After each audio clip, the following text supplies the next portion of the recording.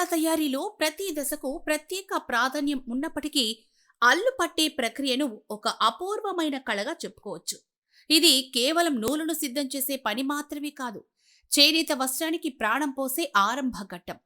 తరతరాలుగా వచ్చిన అనుభవం, సమన్వయం, ఓపిక కలిసినప్పుడే ఈ అల్లు పట్టడం సజావుగా సాగుతుంది.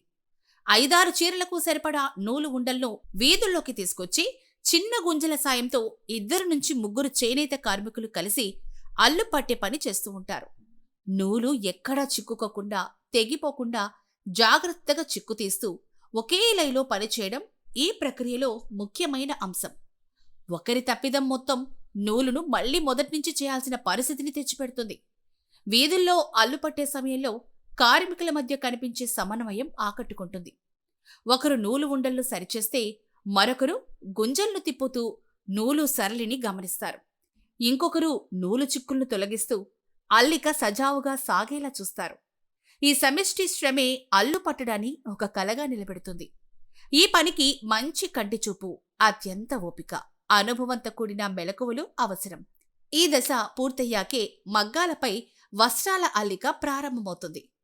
చేనేత వస్త్రాలకు ప్రత్యేకమైన నాణ్యత, సహజమైన అందం రావడానికి కారణం ఇలాంటి సాంప్రదాయ ప్రక్రియలే. యంత్రాలతో సాధ్యం కాని నాజూకుతనం, జీవం చేనేత అల్లికలో స్పష్టంగా కనిపిస్తుంది.